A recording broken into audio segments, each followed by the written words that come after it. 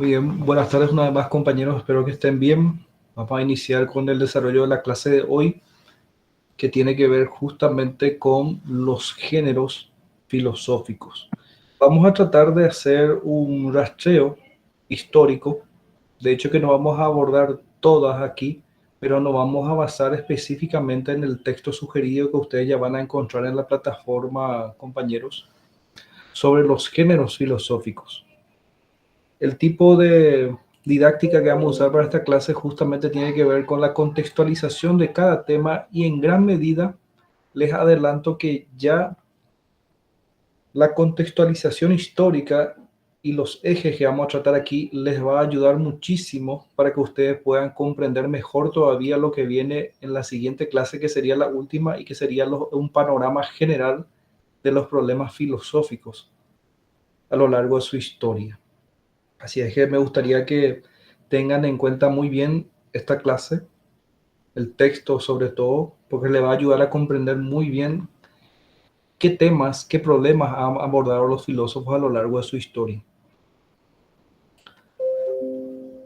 Bueno, como capacidades a lograr se espera describir los géneros filosóficos. Vamos a describir los géneros, luego vamos a distinguir las características, los rasgos de los géneros filosóficos teniendo en cuenta el contexto histórico en el que se gestaron. Recuerden que dentro de cada contexto histórico van a encontrar no solo un tipo de género, sino que varios géneros que se van a ir desarrollando y todos van a aparecer dentro del texto.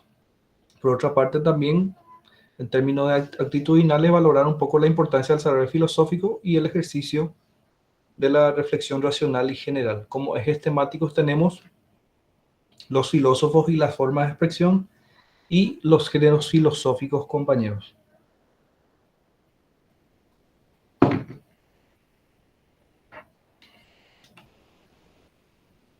Bueno, como ya es habitual en nuestras clases, compañeros, traje una frase aquí que tiene que ver con la lectura, la importancia de la lectura, sobre todo para cualquier carrera profesional y también para el área de ciencias sociales y humanidades, dentro del área que está la filosofía, compañeros. Me gustaría compartir con ustedes este fragmento de este libro de Carlos Pérez Blanco, Grandes Problemas Filosóficos. Hay un capítulo donde él aborda sobre el elogio de la lectura y la filosofía y las humanidades. Así es que es un fragmento nada más. Si alguien podría leer, por favor, me voy a agrandar un poco más. Ahí. Alguien se... Enorgullezcámonos de todo lo que hemos conseguido mediante el ejercicio de la lectura, de cuántas conciencias han sido despertadas, estimuladas y sanadas por párrafos inolvidables que pueblan novelas, tratados y poesías, de cuántas lágrimas veraces han brotado al son de versos eternos y de cuántos llantos han sido enjugados por palabras de bondad, de cada nueva ley del universo, descubierta gracias al impulso concitado por la lectura de algunos textos, de cada vocación iniciada por un libro o por una idea, de cuántas naciones han abrazado principios humanizadores a través de libros que grabaron una huella indeleble en su época, de cuántos monumentos de belleza inmarchitable ha construido el celo del hombre. Muchas gracias, John. Aquí justamente en este capítulo, en su totalidad, lo que el autor trata de transmitirnos es la importancia de la lectura en el área de las humanidades, sobre todo de cómo mediante el ejercicio de la lectura el ser humano va nutriéndose y va ampliando su visión de lo que es la vida. Así es que hasta el presente, compañeros, la importancia de la lectura, sobre todo para cualquier área profesional y para el área de las ciencias sociales y humanidades, es la clave del éxito. Así es que les invito a que le dediquen constantemente algunos minutos, algunas horas de lectura siempre en el día a día, que eso les va a ayudar muchísimo para crecer profesionalmente y también en el área donde se van a desenvolver futuramente, compañeros. No sé si alguien quiere comentar algo, alguna idea sobre esta frase que le pareció que de repente le hizo resaltar qué idea?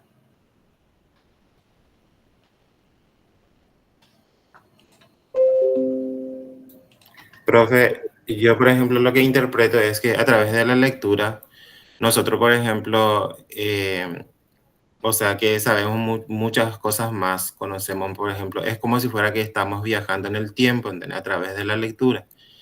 Y también estamos enriqueciéndonos tanto en el saber como también en interpretar las cosas. Eso es lo que yo entiendo de eso.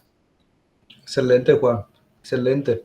Eso ahora me hizo recordar también mi experiencia de cómo yo llegué a la carrera de filosofía. No sé si les comenté en la primera clase, pero mi experiencia de cómo llegué a interesarme por la filosofía. En la época del colegio, me acuerdo, me gustaba mucho leer cuentos, la novela, me gustaba mucho la literatura novelística, cuentística, y tenía 15 años seguramente, y había una biblioteca cerca de la escuela, cerca del colegio, y era popular, eran jóvenes universitarios, entonces yo me iba y prestaba ahí y leía lo que venía, y después en una esa me encontré con un autor que en sus primeras líneas era un ensayo, había sido el que yo estaba leyendo, me llamó la atención por el título, y comenzaba a nombrarle a personajes que yo desconocía totalmente. Decía Nietzsche, decía de repente Descartes, me hablaba de Kant, me hablaba, comenzaba a citar y yo estaba enamorado de ese autor. Y yo decía, si él le lee a él, quiere decir que son personajes importantes, ¿verdad? Entonces comencé a investigar sobre el tema y entonces a partir de los 16, 17 años comencé a interesarme por la lectura filosófica justamente. Y les comento esa experiencia. Yo llegué a la carrera de filosofía y a querer estudiar filosofía justamente mediante la lectura, mediante el ejercicio de la lectura. Ese fue mi descubrimiento en su momento hacia la carrera de filosofía y de ahí mi interés. Y entonces, desde entonces, yo vengo en paralelo siempre literatura y filosofía son mis lecturas constantes, obviamente dentro del área profesional ya también.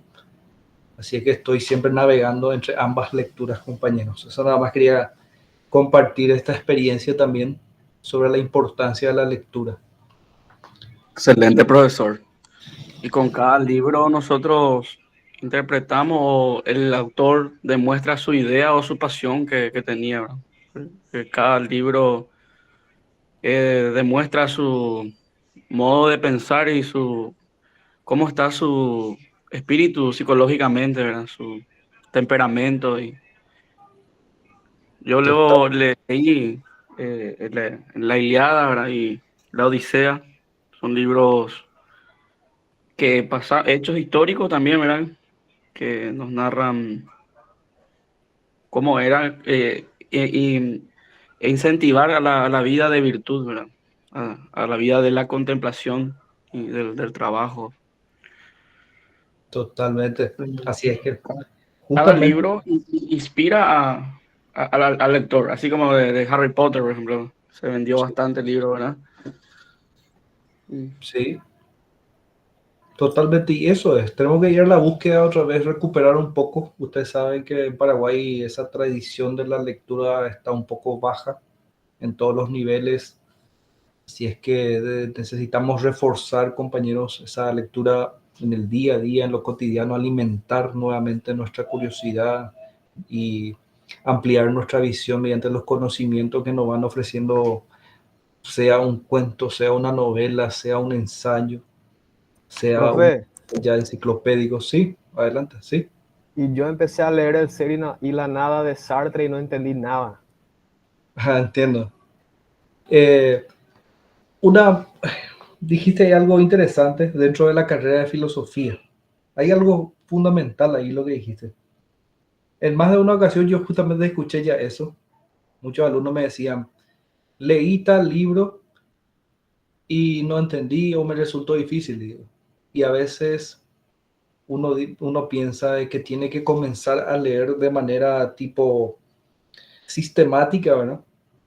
para poder entender cierto autor, sino lo importante en el acercamiento hacia cada autor justamente tiene que ver con ese interés, compañero. Así que vos ya diste un gran paso, John, te comento. Ya que estamos en filosofía, ¿verdad? En filosofía se tiene que leer y releer los libros. No se lee una sola vez. Por ejemplo, Yo, por ejemplo, un testimonio mío, te quiero enseñar a mi sobrina para que lea, ¿no? Dice que es aburrido, ¿verdad? No quieren leer, ni su tarea no quieren hacer. Esa es la cultura que estamos viviendo hoy día. así es, compañero. Así es que nosotros necesitamos ser modelos justamente de lectores para esta nueva generación. Necesitamos reforzar eso. Y como decía el compañero también, João, esto de que El ser y la nada de Sartre es un libro clave de la filosofía contemporánea, filosofía existencial. Hay un debate detrás de eso, ¿verdad? Pero no se preocupen. Uno se acerca al libro por el interés y ustedes saben, ese interés es el que queda, el que uno va a ir justamente reforzando y a medida que uno vaya leyendo y releyendo, va a ir ampliando su visión y va a ir comprendiendo mejor lo que pasa. Entonces, ese es un gran paso, compañeros. Ese es lo que dice aquí Erika Lunkes, es clave, justamente. Clave es lo que dice, ya que estamos aquí, el contexto histórico es lo que se tiene que tener en cuenta. Y esa es una de nuestras falencias de la falta de comprensión lectora, compañeros. No hace mucho yo llegué a ver una entrevista con un especialista un profesor, un escritor especialista en lectura, y él dijo de que en gran medida nuestra falta de comprensión lectora es la falta de información que tenemos sobre el tema que estamos estudiando. De ahí una lectura, como decía Aníbal, me parece aburrida, tipo, porque no hay un contexto a lo mejor donde a partir de la cual yo me pueda asimilar, la cual yo pueda agarrarme de repente y comenzar a navegar en ese mundo imaginario de lo que es una novela o un cuento o un libro de ensayo. Entonces, el estudio, como dice Erika, del contexto histórico es la clave para comprender. Si yo quiero entender, por ejemplo, a Sartre, tengo que comenzar a leer justamente quién fue él, en qué época vivió, quién es el autor, en qué época vivió, a qué corriente pertenece y esa corriente filosófica dentro de qué contexto surgió, por qué surgió, cuáles eran los principales debates dentro de ese contexto filosófico, qué categoría de pensamiento él utiliza y todo eso. Entonces uno va a ir ampliando, pero eso no se da de un solo golpe, compañeros. Se da de manera procesual. A esto es lo que quiero llegar.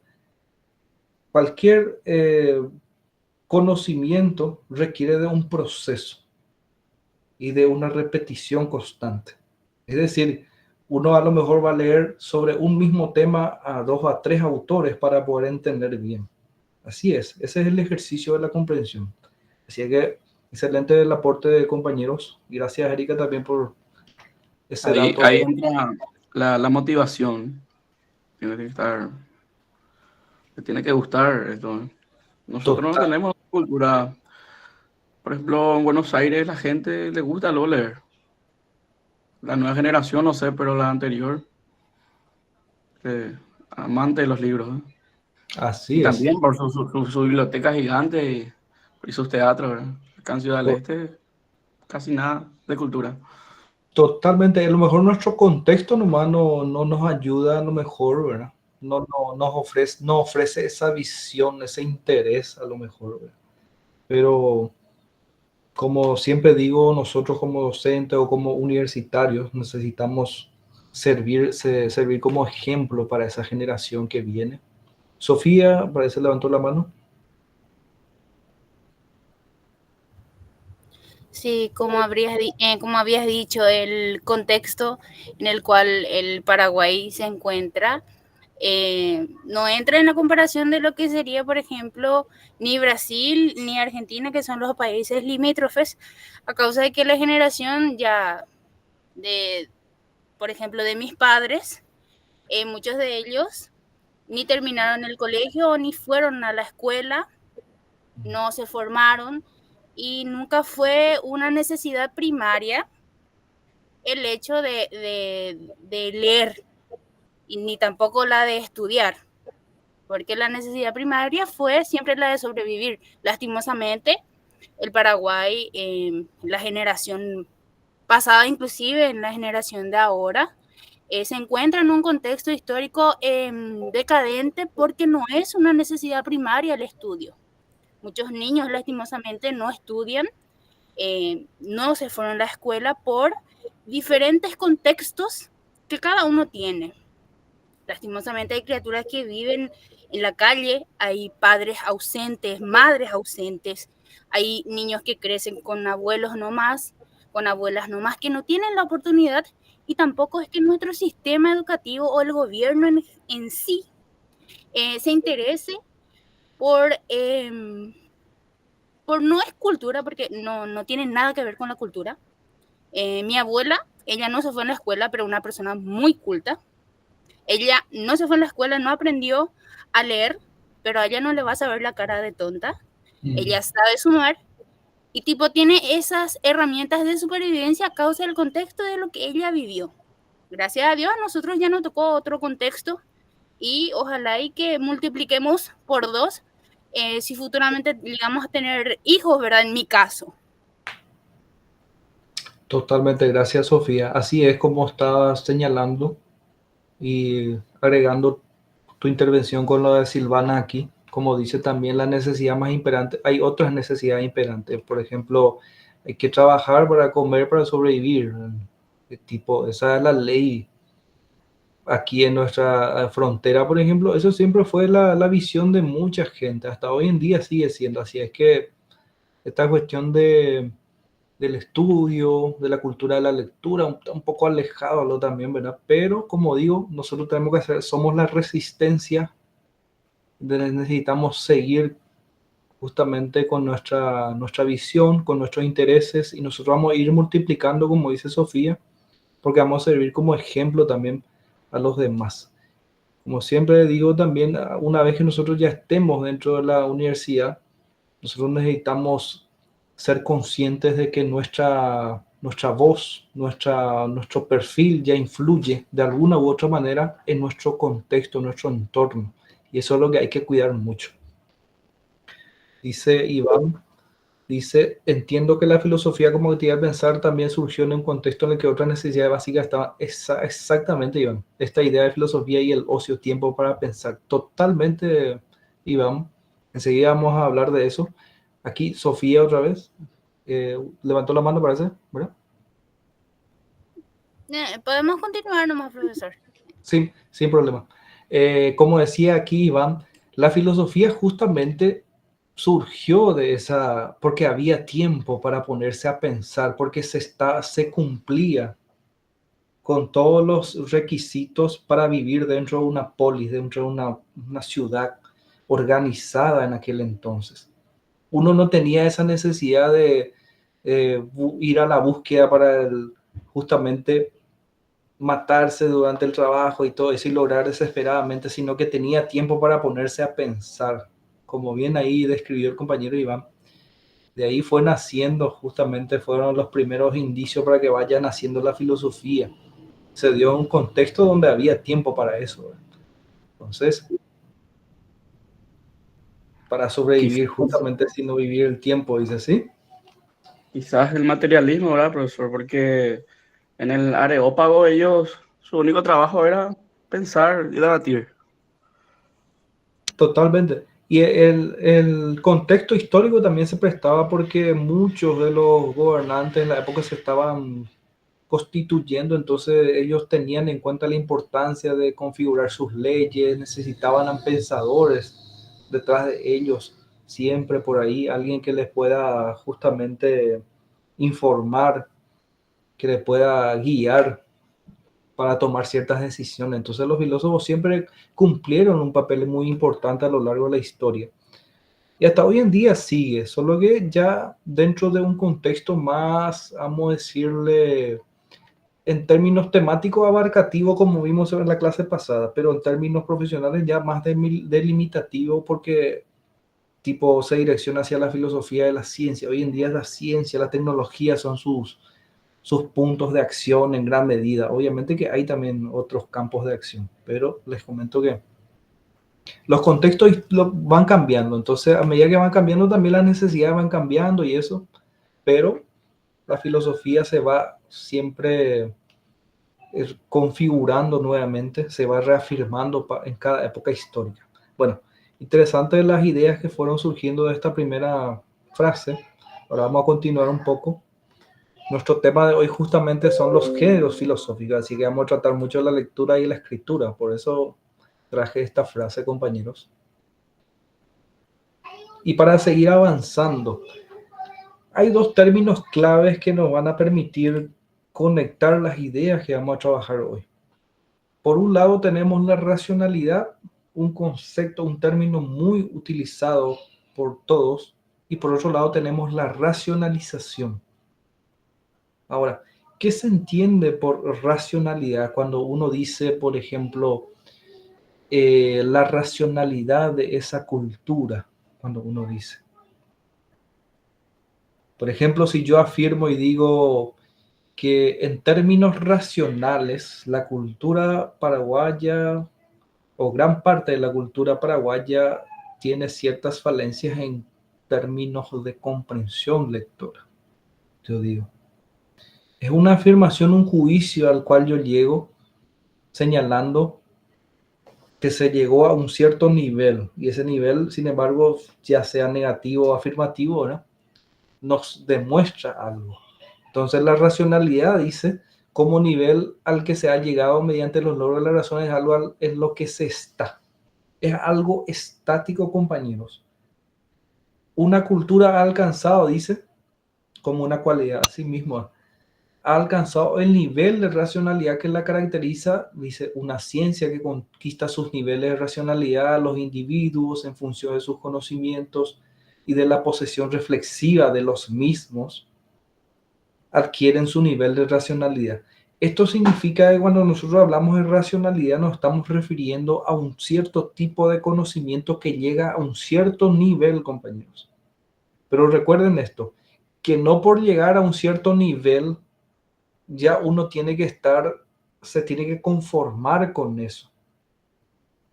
Uno no puede conformarse nada más con eso. La dinámica del conocimiento se va generando de esta manera y para eso necesita de la racionalización, que vendría a ser justamente el dinamismo que lleva a una cultura, a una ciencia, a un individuo a alcanzar un nivel concreto de racionalidad, y el dinamismo que los puede llevar desde ese nivel a otro superior es la racionalización. Y para que se dé la racionalización se tiene que dar el pensamiento crítico, la actitud crítica, para que uno pueda revisar ese conocimiento establecido y comenzar a recrear y regenerar nuevos conocimientos. De ahí entonces que si nosotros identificamos esa problemática en primer lugar de que el problema de la lectura en Paraguay depende del contexto, tiene factores, sean sociales, económicos, culturales. Así es que hay ciertos factores también que influyen en la imposibilidad de llegar a un nivel más alto. Entonces, nosotros ¿qué estamos haciendo ahí? Estamos reflexionando sobre el tipo de racionalidad dentro de la cual nos estamos moviendo actualmente y estamos observando que necesitamos saltar cualitativamente, como decía Iván, a otro nivel. Entonces, eso es lo importante. Me gustaría que tengan en mente estos dos conceptos a medida que vayamos dialogando, ya que va a ser de mucha utilidad para comprender lo que vamos a trabajar. Aquí ustedes pueden ver de manera muy ilustrada justamente lo que pasa. Tenemos, por un lado, en una de las cabezas está todo organizado, se llegó a un nivel concreto, mientras que el otro está todo desorganizado, pero ya está en movimiento constante nuevamente. Entonces es un ir y venir constante, compañeros. El conocimiento no es algo estático, no es algo que se dice. Por ejemplo, uno no puede pensar como pensaba hace 10 años atrás de repente. ¿Por qué no? Y les puedo decir también, probablemente desde la primera clase de la materia de filosofía, por ejemplo, para el que primera vez está ingresando dentro del lenguaje de la filosofía, probablemente su visión de lo que es la filosofía y de lo que son ciertas cosas ya va siendo diferente también.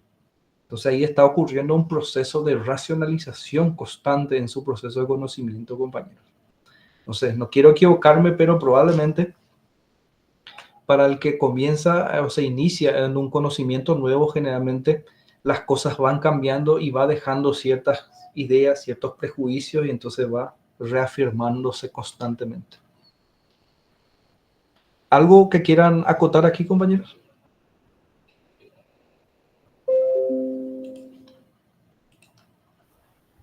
¿Quedó claro? Quedó claro, profesor. Que están las ideas, lo importante es saber ordenar las ideas, ¿verdad?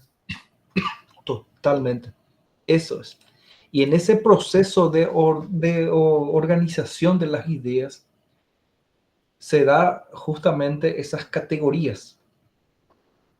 Ahí estaba la pregunta que necesitamos. En medio de esa organización necesitamos de categorías y grupos. Y esas categorías y grupos son el resultado justamente de la reflexión y de la asimilación de los conocimientos. Entonces aquí cuando nosotros hablamos de género filosófico nos estamos refiriendo justamente a una categoría o a un cierto grupo de formas de expresión filosófica que se van distinguiendo en cada época. Así es que muy buena pregunta, muy buen aporte también. Iván creo que levantó la mano otra vez o acá escribió, ¿verdad? La racionalidad es un estadio y la racionalización es un proceso. Asimismo, resulta muchas veces, compañeros, que nosotros a veces queremos quedarnos directamente con la racionalidad, es decir, con un estado estático del conocimiento y no queremos juzgar hacia otros conocimientos.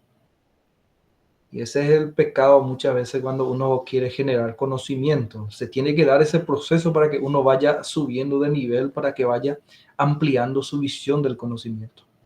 Así que vamos a ir encontrando que varios autores fueron cambiando, fueron de manera dinámica, fueron explorando distintas formas de expresión filosófica. Bueno, ahora, los filósofos y los géneros filosóficos, compañeros. Textualmente les cito esto. Es muy importante que cuando se aborde la interpretación aquí de un texto filosófico se determine previamente el género en el que está escrito y todo lo que ello comporta para ese mismo texto. Tengan en cuenta eso, compañeros, cuando ustedes van a leerle a un Platón, a un Aristóteles, a un Epicúreo, a un Sartre, Heidegger, cuando van a leerle a cada autor, ustedes tienen que ser conscientes del estilo de escritura de su idea, el tipo de texto que están leyendo.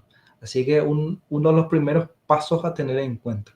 Leer un texto filosófico sin tener previamente en cuenta su género supone ya una forma equivocada de emprender su comprensión. Ahí resulta un poco complicado porque hay un ejemplo clásico, dice García. Así ha sucedido, por ejemplo, con la filosofía de Platón, que ha comenzado a ser interpretada de otra forma desde que los investigadores tuvieron en cuenta el fin exacto que tenían sus diálogos, su forma literaria y no solo el contenido los mismos. Dice. Aquí yo traje algunos fragmentos de Platón, después les voy a mostrar. Lo importante siempre ver es el contenido y la forma en la que están escritas las ideas de los filósofos. Y ustedes saben que lingüísticamente el lenguaje va evolucionando, compañeros, y en cada época tenemos una manera de entender ciertas palabras, los significados van cambiando y eso hay que tener en cuenta a la hora de emprender una lectura justamente de filosofía, por sobre todo aquí. Tener en cuenta la forma y el contenido.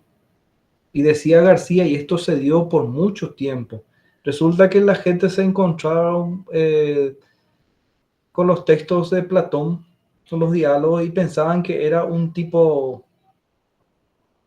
género de teatro, un diálogo normal, teniendo en cuenta su forma. Pero al final, con el tiempo se dieron cuenta de que era una forma de expresar sus propias ideas en aquella época. Y utilizaba el recurso literario del diálogo en esa época.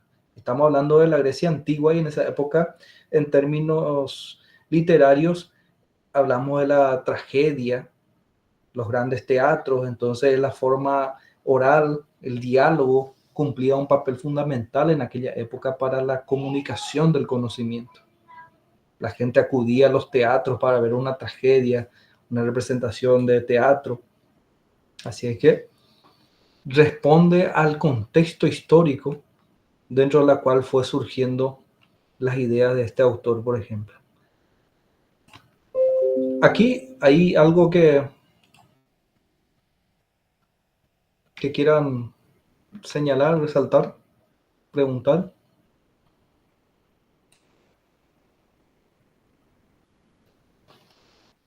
Sin comentario, profesor, de mi parte. Perfecto. Todo muy claro, profe. Bueno, acá voy a ver. Entonces tengan en cuenta la forma y el contenido siempre. Aquí traje algunas líneas de este libro muy interesante, Las perplejidades de la comprensión, justamente del filósofo español Mariano Peñalver, un filósofo y traductor también. Y él dice lo siguiente sobre la comprensión de un texto. Muchas veces yo escucho: está difícil entender el texto, no se entiende, no se comprende. Y dice: ¿por qué? Ya leí y releí y aún no estoy entendiendo qué es lo que me dice. Dice. Esa es una de las constantes a veces que uno escucha cuando están impartiendo una clase por parte de los estudiantes. Y dice Mariano Peñalver: la comprensión de un texto no es un gesto pasivo. Ojo con eso. No es un gesto pasivo, dice, sino un motivo activo de intervención. Vamos línea por línea. ¿Qué me quiere decir aquí este autor, por ejemplo? Cuando yo tengo un texto en mis manos, ¿qué, por ejemplo, yo hago? En primer lugar, puedo agarrar y pasar mis ojos y leer el texto así nomás, sin más. Por otra parte, puedo agarrar y puedo intervenir en el texto como leyendo paso a paso, mirando qué términos usa, qué formato tiene. Puedo ir mirando, puedo ir preguntándole. Así es que el primer paso a considerar siempre es esto: intervenir de manera activa en el texto. El texto tiene sus ideas, pero solas de por sí no me van a decir algo. Depende del sujeto que lee, compañeros. Depende del sujeto activo que va a intervenir en esa lectura. Así es que yo le tengo que preguntar: ¿qué me dice? ¿Cómo me dice? ¿Por qué me dice? ¿Para qué me dice? ¿Quién es? ¿Quién me dice? Esas preguntas tienen que estar rondando constantemente en la mente de uno cuando uno va leyendo un texto. Comprender un texto, dice, no es decir sí a lo que afirma, sino afirmar que en el texto hay un sentido, hay un significado, señala eso. Que allí se afirma algo, que hay una cierta afirmación, que hay un cierto juicio sobre algo, que hay, por tanto, dice, una cierta exclusión de lo no afirmado, un cierto negar algo. Es un juego de palabras aquí por parte de este autor, pero lo que trata de decirnos es justamente eso, de que el papel que cumple el sujeto que lee durante un proceso de lectura es fundamental. No es que el texto muchas veces sea difícil o no se me esté dando para que yo pueda entenderlo, sino que a lo mejor desde mi posición como un sujeto que va a intervenir, la información que tengo sobre ese texto que voy a leer son escasas todavía y necesito alimentar más mi intervención con ciertas informaciones para que yo pueda entendiendo mejor ese texto. Eso es lo que constantemente se suele dar a la hora de leer, compañeros, pasamos los ojos por las letras nada más sin comprender lo que se está leyendo. Aníbal. Sí, es que necesito una base antes de leer un libro. No puedo leer la Ética de Nicómaco si no tengo primero una base. Totalmente. O otros libros modernos de Schopenhauer. Así es. Justamente esa es la lección de este autor, ¿verdad? De que hay que adentrarse un poco dentro del contexto histórico, como ya estuvimos señalando, y ser conscientes de que tu papel como lector va a jugar un rol fundamental a la hora de comprender ese texto. Y eso va a depender de tu ida y ir y venir constante, de informarte, nutrirte más hasta llegar a entenderlo dentro de su contexto. Recuerden que los textos fueron escritos en una época determinada, según las necesidades de una época determinada. ¿Sí? ¿Alguien más levantó, Iván, o quién levantó la mano? Sí, fui yo. Y además que en ese libro al menos te ayuda bastante, no solamente en filosofía, también en otros materiales. Por ejemplo, cuando yo leí las cartas del padre Fidel Maíz, que fue del siglo XIX-XX, uno de los mejores oradores del Paraguay, un sacerdote con bastantes cualidades políticas, al menos la ambigüedad y la complejidad que tenían sus escritos, no, personalmente no llegaba a comprender a causa de la utilización de las palabras que ya hoy en día no se utiliza, también la perspectiva que cada lector tiene y también las limitaciones que uno tiene a causa de lo desconocido principalmente, que son las palabras utilizadas, como también las paradojas y los dilemas que tiene el libro o el autor, o las palabras que el autor utiliza, los conceptos que utiliza. Entonces, tipo, va creando un proceso de conocimiento de un tema en específico, que con el cual vas leyendo otros autores, te es muchísimo más fácil de ir comprendiendo tipo procesualmente. Así, excelente, Sofía. Muchas gracias por la intervención. De hecho, que ese proceso es fundamental y no querer aprender de un solo golpe un texto como muchas veces se suele dar, tipo pasar revista rápida y uno cree que leyó ya, pero sin embargo no leyó. Leer es línea por línea, ir poco a poco, lentamente, ir justamente diseccionándole, como suele usar otro autor, es decir, diseccionar el texto, dice uno, comenzar a sacar las partes.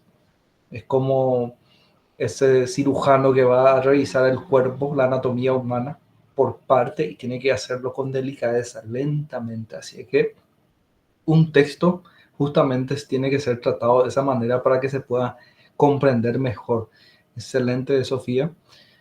Así es que, compañeros, tengan en cuenta eso siempre, el contexto histórico y del papel activo que tiene que cumplir y que cumple el sujeto durante ese proceso de lectura. Bueno, con esto ya vamos a ir entrando en tema. Ahí ya quedó alguna pregunta, alguna duda con respecto a esto. Nada más fue una breve introducción, como un preámbulo a lo que vamos a desarrollar ahora. Bueno, en ese contexto, entonces, cuando nosotros leemos filosofía, en primer lugar, la información que tenemos es que tiene más de 2.500 años de historia, compañeros. Tiene más de 2.500 años de historias y tiene sus etapas filosóficas, tuvo sus épocas, y cada época tiene sus problemáticas, es decir, sus preguntas y sus respuestas a la vez.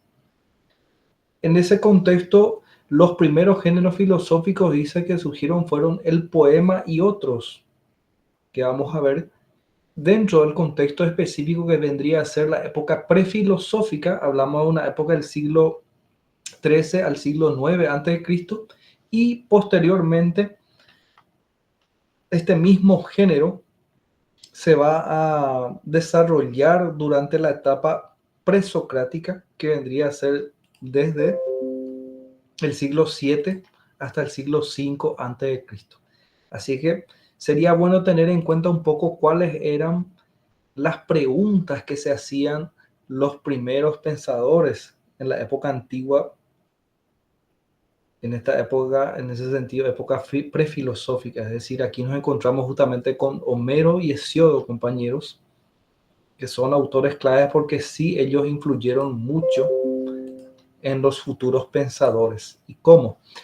Aquí nos encontramos con Homero y Hesíodo, quienes se hacían estas preguntas. Dice, ¿cómo se originó el mundo? ¿Existen los dioses? ¿Cómo son? ¿Tiene el hombre un destino o es libre de elegir el rumbo de su vida? Dice. Estas fueron las primeras preguntas que se hicieron estos poetas, en una medida, Homero y Hesíodo. Y las ideas que desarrollaron justamente fueron las inquietudes en torno al origen del mundo, la naturaleza de las cosas y el destino humano, pero estas se resolvían a partir de imágenes literarias y poéticas. Este es el famoso tránsito que se da del mitos al logos, lo que va a ser el surgimiento de la filosofía en la Grecia antigua a partir del siglo 7-6 a.C.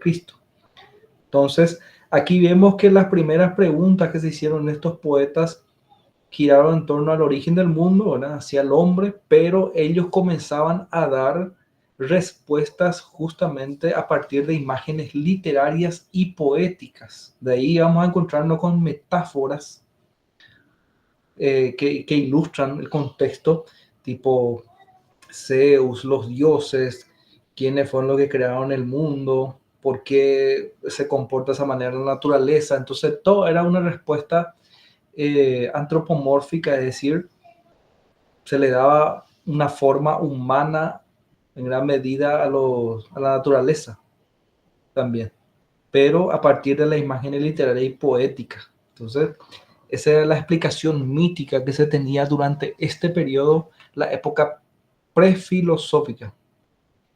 ¿Se comprende? Vamos a ver enseguida un ejemplo. ¿Acá se entiende, compañeros? Esta época prefilosófica, el cuadro. Sí, profe. Bueno, entonces, estos primeros pensadores aplicaron justamente utilizaron el poema como el primer texto, ¿cómo decirle?, para comunicar las ideas, para transmitir las ideas. Recuerden que estamos hablando aquí dentro de un contexto también oral, una cultura oral, donde la escritura todavía también no iba a tener la fuerza que iba a tener posteriormente. Estamos hablando de un contexto donde la oralidad era fundamental. Luego vemos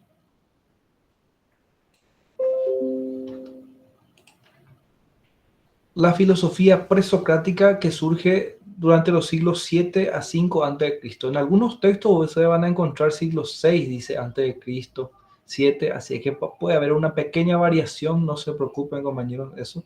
Así que van a encontrar siempre esa pequeña diferencia a veces. Porque a veces uno no tiene un panorama cronológico justo, pero sí están entre los 7 y 6 muchas veces. Luego nos encontramos con los presocráticos. Estos primeros pensadores, ¿por qué es presocrático? Porque son pensadores que surgen antes de Sócrates. Sócrates ya va a ser una gran figura dentro de la filosofía antigua, de la Grecia antigua. Y estos presocráticos se preguntan acerca de la naturaleza o physis de todas las cosas, es decir, el principio de todas las cosas. Ellos se preguntan en dónde está el verdadero ser de las cosas, en la permanencia o en el cambio. Ustedes pueden relacionar aquí que nos encontramos con preguntas similares a los que comenzaban a dar estos poetas como Homero y Hesíodo. Ellos tenían las mismas inquietudes, solo que aquí comenzamos a ver que ellos comienzan a hablar ya de un principio, pero ya van dejando de lado esa explicación de que podría ser a partir de un Dios. o de los dioses.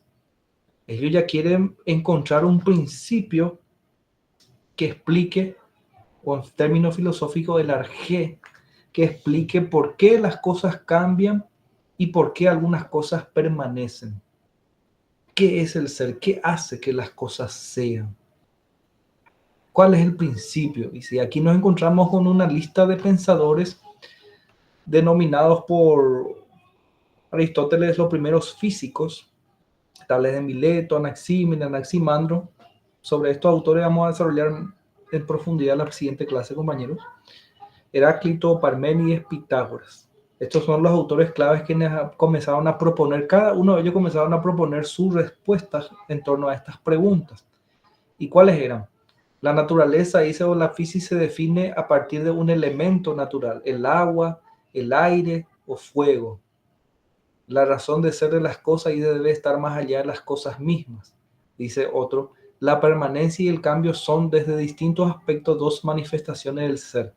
Ellos comenzaban a formular preguntas y dar explicaciones, pero el vehículo para generar estas preguntas y luego responder estas preguntas era en primer lugar el poema. El poema utilizaban, algunos de estos autores comenzaron a usar un pequeño tratado, es decir, algunas ideas ya comenzando a racionalizar sobre esas ideas, y otros usaban justamente el aforismo, es decir, sentencias, afirmaciones bien concisas, bien directas. ¿Por qué? Porque era el estilo de expresión literaria de la época, compañeros. Recuerdo yo una vez que en una oportunidad, creo que fue en el colegio, cuando enseñé poco tiempo enseñé en el colegio, me habían preguntado unos alumnos, yo les pregunté si leyeron Don Quijote. Y sale uno y me dice, leí, profe, pero ese Cervantes escribe muy mal, escribe todo mal, me dice, ¿verdad? Y yo le miro y después me doy cuenta, no le digo nada y después le explico justamente el por qué, ¿verdad? Y ahí me di cuenta de algo, de que la falta de un estudio, muchas veces en el colegio mismo, sobre el lenguaje, la historia de cómo va evolucionando el lenguaje mismo, dentro de la literatura también. Porque Cervantes utilizaba ese lenguaje, esa gramática de la época, compañeros. Así es que cada autor responde y escribe y piensa de acuerdo a su época también. La gramática de la época es la que hay que revisar siempre. Y así es, entonces nos encontramos con estos autores que escribían y se expresaban mediante el poema. La oralidad era la que fluía en esa época, porque Homero eran rapsodas. Homero y Hesíodo, Homero por sobre todo, era un rapsoda. Él se iba y escuchaba de pueblo en pueblo ciertas batallas épicas logradas por ciertos guerreros, y entonces él iba acumulando eso y tenía una capacidad memorística para fijar esas ideas y después cantar épicamente a los otros. Entonces, de esa manera se fue constituyendo justamente la poesía como un mecanismo, porque era algo más fácil a lo mejor de memorizar, como decía. Era más didáctico también para la gente, porque la gente escuchaba con emoción incluso también. Entonces, eran los primeros formatos de expresión filosófica. El poema, como ya le estaba diciendo, el tratado, y los aforismos, que eran sentencias directas señaladas por estos primeros pensadores. ¿Hay alguna consulta aquí? Le voy a mostrar justamente a qué tipo de sentencia, a qué tipo de aforismo nos estamos refiriendo aquí. Aquí les traje justamente un pasaje de los primeros géneros filosóficos del poema. Aquí este pasaje es de Hesíodo, alrededor del año 700 a.C., donde él invoca a las musas. Este pasaje está en un libro de Carpio, que es un gran estudioso, un argentino estudioso de la filosofía, compañeros. No sé si alguien quiere leer un poco. Vamos a leer, si les parece, porque hay que vivir también lo que uno va leyendo. ¿Alguien se anima? Decid cómo con los dioses nació todo desde un principio, la tierra, los ríos, el mar infinito de impetuoso oleaje, los brillantes astros y el ancho cielo en lo alto, y los que de ella nacieron, los dioses dispensadores de bienes. Decid cómo dividieron las riquezas y cómo distribuyeron los honores y cómo desde el primer día habitaron el escarpado Olimpo. Ahí. Decid todo esto. Sí, hay un ratito más, perdón, güey. Sí. Acá, por ejemplo, podemos darnos cuenta de que mediante la poesía, Hesíodo se va cuestionando cómo, dice, nació todo desde un principio, se pregunta. Y él invoca a las musas, busca inspiración para esa respuesta justamente. Él quiere y va llamando, es como si fuera el que busca una respuesta, pero va dirigiéndose a un ser superior a lo mejor. ¿Cómo? ¿Aníbal? Sí, ahí él es el autor entonces de la Teogonía, Sí, que así explica es. más o menos cómo fue el cosmos según su visión, ¿verdad?, creada. Totalmente. Y así hablamos 700 antes de Cristo, ¿verdad? Entonces, cómo estas, prácticamente estas poesías, cómo van a influir posteriormente. Estamos hablando acá de siglos justamente de 700, alrededor de 700, y de cómo va a influir en los filósofos que van a venir con toda su fuerza en el siglo 6 antes de Cristo. Así que vamos a entenderlos mejor todavía ahora, porque gran parte de estos primeros presocráticos se sirvieron de estos textos, es decir, los primeros textos que ellos comenzaban a leer y entonces comenzaban a direccionar nomás sus inquietudes hacia otros problemas también. Así es que es la clave para entenderlo, justamente leerle a estos autores siempre. Después dice, ¿podemos seguir con esto? Decid todo esto, musas que habitáis las olímpicas moradas, comenzando desde el principio, y decidme lo que fue primero de todo. Primero nació caos, abismo, luego tierra de ancho seno, sede inamovible y perenne de todos, y Eros, amor, el más bello entre los dioses inmortales, que afloja los miembros y subyuga el corazón en el pecho, y la prudente voluntad de todos los dioses y de todos los hombres. Sí, De caos nacieron Erebo, tinieblas, y la negra noche, y de noche a su vez nacieron Éter y Émera el día. Tierra, en primer lugar, originó un ser igual a ella misma, para que la cubriera eternamente. Urano, cielo estrellado, el que habría de ser para los dioses sede inamovible y perenne. Luego produjo las altas montañas, plácida morada de los dioses y de las ninfas. Lejos del amor deseable, también generó a Ponto, el infecundo piélago de oleaje enardecido, pero de inmediato, poseída por Urano, dio a luz a Océano, de profundos remolinos. Excelente, gracias Aníbal. Como dice aquí Sofía, describe la genealogía de los dioses griegos, así mismo. Entonces, el origen justamente de esta en búsqueda de cómo surgieron todas las cosas, va a ser una problemática que se va a desarrollar después por los filósofos presocráticos, cuando ellos se preguntan sobre el principio o arjé de todas las cosas, pero no se van a dirigir ahora hacia el principio de los dioses, sino que van a dirigirse hacia el principio de la naturaleza.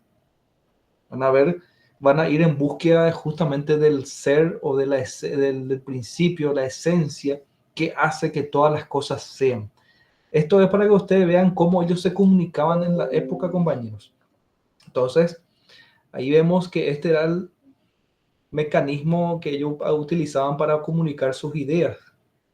Después nos encontramos con los presocráticos. Los fragmentos de los presocráticos junto con los testimonios antiguos acerca de ellos se encuentran reunidos y acompañados por su traducción alemana en los fragmentos, ¿verdad?, de los presocráticos de Hermann Diels, obra publicada por primera vez en 1903. Imagínense, compañeros, recién en 1903 nosotros tenemos una visión bien clara de lo que fueron estos filósofos presocráticos. Así que el estudio filológico, vamos a decirle, de las lenguas antiguas, justamente de acuerdo a su contexto, se dieron con todo ímpetu a partir de 1900 prácticamente. Ese contexto estamos hablando. Así que antes de esa época la gente solo comenzaba a leer fragmentos, hacían sus comentarios, no había textos reunidos como esta, por ejemplo. Entonces, mediante estos libros nosotros tenemos noticia de estos autores. Aquí vemos en la portada del libro. Y aquí les traigo una frase de cómo, por ejemplo, Heráclito, que él hablaba justamente usaba el aforismo, una sentencia se llama eso, una afirmación, un juicio sobre algo. Dice, este mundo, el mismo para todos, no lo hizo ninguno de los dioses ni ninguno de los hombres, sino que siempre fue, es y será fuego siempre, vivo, que se enciende según medida y se apaga según medida. Dice. Imagínense, ¿qué nos quiere decir Heráclito aquí? Heráclito es un pensador bien revolucionario para su época, por utilizar un término de nuestra época ya.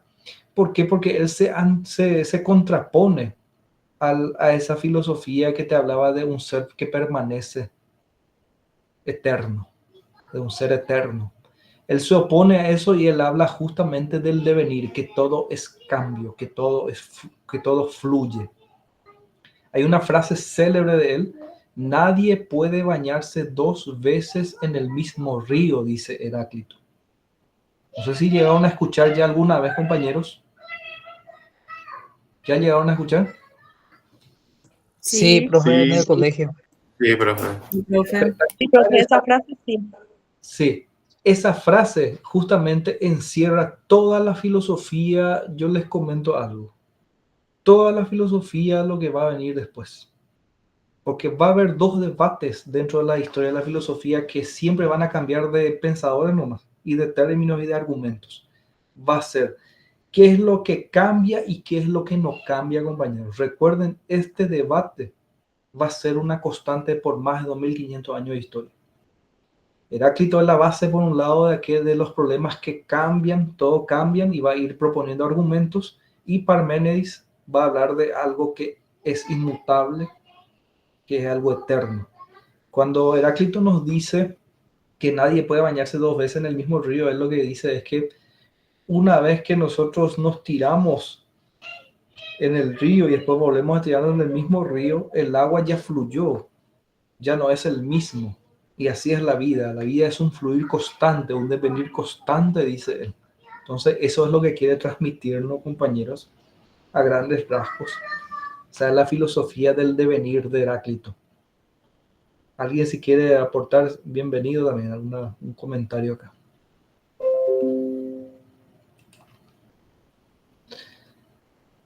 Por otra parte tenemos Parménides.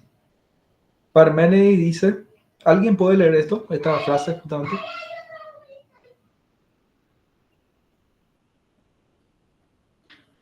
Ahora bien, yo te diré y tú escuchas atentamente mis palabras, que caminos de investigación son los únicos pensables. Uno que dice que es y que no puede, No ser no, significa eso. no ser. Mm. Es el sendero de la persuasión, pues acompaña la verdad. El otro que dice que no es y que es necesario que no sea. Y he de decirte que este es un sendero impracticable. Parménides Ahí, citado en Carpio 2000. excelente, Damián. Aquí, por ejemplo, vemos la contraposición a la idea de Heráclito, como le estaba diciendo. Heráclito te habla de que las cosas cambian, que nada permanece, dice. Y ahora Parménides le dice, no, dice. Aquí tiene que haber una cosa, dice, que no cambia para poder ser conocido. Porque no se puede conocer lo que está en movimiento constante, dice. Así que hay un debate que va a ser milenar a partir de entonces, compañeros, a partir de estas sentencias, porque estos son justamente aforismos, justamente afirmaciones, y algunos usaban todavía ya lo que era la poesía para esa época, pero vemos cómo va cambiando el lenguaje, compañeros, de la filosofía. Eso es lo que quiero que presten justamente, miren, observen un poco. Los prefilosóficos usaban la poesía en su plenitud, con figuras metafóricas. Ahora vemos que se sigue utilizando la metáfora, solo que ya se quiere transmitir ideas más racionales, más terrenales, en otras palabras. Si bien algunas ideas son abstractas, como esta la de Parménides, por ejemplo. Dice Iván, aunque el agua cambie, sigue siendo río. Sí, en términos significativos, ahora. Nuestro lenguaje nomás nosotros decimos que es un río ahora. Nosotros, el hombre es al final el que le va dando nombre a las cosas, por sobre todo otra vez. Tiene que, el papel del lenguaje también va a ser fundamental, Iván, pero muy buena acotación esta. Así es que estos fueron los primeros pensadores. ¿Hay alguna pregunta, alguna duda? Los presocráticos, la poesía en esta Grecia antigua.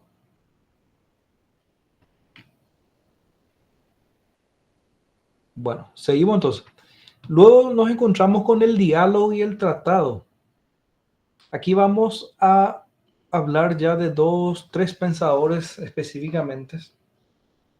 Y los que sí comenzaron a organizar sus ideas mediante el formato del diálogo y el tratado son Platón y Aristóteles. Sócrates no llegó a escribir ningún libro. Él es un personaje justamente en acción dentro de los diálogos de Platón. ¿Por qué? Porque era el maestro de Platón. Así es que Sócrates aparece como un personaje que va dialogando con los sofistas de la época dentro de los diálogos de Platón. Así que el maestro de Platón y Sócrates es justamente considerado el padre de la filosofía porque es uno de los primeros que muere con su verdad en la época antigua, y muere con su verdad. Así que esas cuestiones mínimas vamos a ir viendo ya en la siguiente clase. Nada más aquí vamos a contextualizar la parte del género filosófico primeramente, para poder adentrarnos en la siguiente clase en esos temas. Las preguntas fundamentales que se hacía Sócrates, por ejemplo, era ¿qué actitud y disposición intelectual se requiere para conocer? Él ya comienza a colocar en tela de juicio el conocimiento. ¿Qué es el conocimiento? ¿Qué característica tiene? Y él comenzaba a filosofar con la gente en la época. Él salía caminando por ahí, hablaba en el Partenón, ahí él en el Ágora comenzaba a dialogar con los sofistas por sobre todo.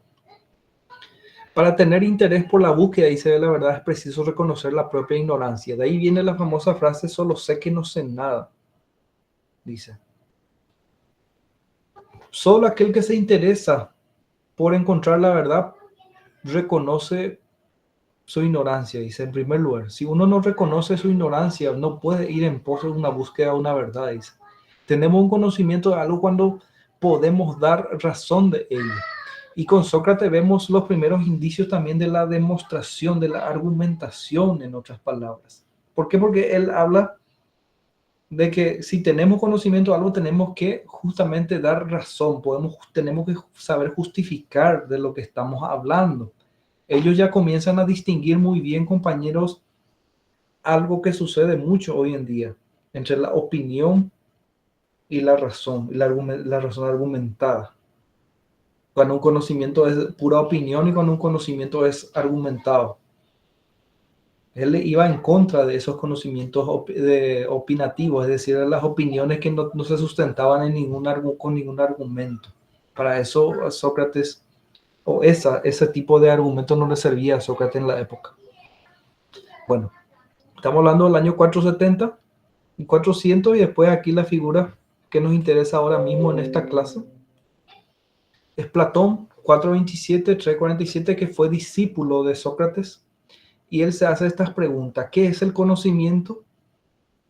¿Cuál es el mejor camino al conocimiento? Dice la razón o los sentidos. ¿Cuál es el máximo bien para el hombre? Aquí vemos dos problemáticas también que se van a desarrollar futuramente. entre las formas de conocimiento, la razón o la experiencia. Y las ideas, según Platón, el conocimiento es aquello que podemos justificar racionalmente, la razón es el fundamento de todo conocimiento verdadero, los sentidos pueden fallar o confundir, dice, lo mejor para el hombre es vivir conforme a la razón y no conforme al cuerpo, dice. Platón proponía estas ideas. Y luego nos encontramos con Aristóteles, que a la vez fue discípulo de Platón. 384, 322 a.C. Y Aristóteles se comienza a preguntar, a hacer las siguientes preguntas. ¿Se puede conocer algo sin la intervención de los sentidos? ¿Basta cultivar el intelecto para vivir bien? ¿Qué importancia tienen los actos para la vida moral? Aquí Aristóteles ya se va a contraponer también a la filosofía de su maestro, compañeros. Aquí vemos el debate milenario y también futuramente que se va a ver entre la forma del conocimiento, entre la razón o la experiencia. Platón por un lado, que más bien dentro de un mundo racional idealista, y Aristóteles dentro de un mundo más empírico, es decir, la experiencia, que vamos a ver también. También tiene mucho de razón, pero le daba más preeminencia a la experiencia en su momento. Entonces la idea dice, no se puede conocer nada si no es a través de los sentidos. Dice. Vivir bien no solo implica reflexionar, sino actuar bien. La virtud es un modo de ser. Vamos a introducirnos mejor en la siguiente clase sobre la filosofía de estos autores. No se preocupen. Aquí se entiende el contexto entonces, ¿verdad? Compañeros, ¿cómo estamos avanzando cronológicamente? ¿Sí? Sí, profe. Me está mareando nomás un poco, pero vamos a ir entendiendo. O sea, yo al menos. Sí. Y esto le va a servir como previa para lo que vamos a desarrollar en la siguiente clase. Como le estaba diciendo al principio, este es para que ustedes puedan contextualizar a los autores y sus géneros nomás. La siguiente clase propiamente ya va a ser en el desarrollo mínimo de las ideas de cada uno de los autores claves dentro de la historia de la filosofía, con respecto a los principales problemas. Bueno. Ustedes sabían que la academia, Platón justamente tenía una academia de lo que hoy sería la universidad, ya que estamos con Platón y Aristóteles es el que inició su escuela, el liceo. Así que tenemos aquí los dos tipos de institutos, vamos a decirle, de formación, los primeros prácticamente dentro de la historia de la humanidad.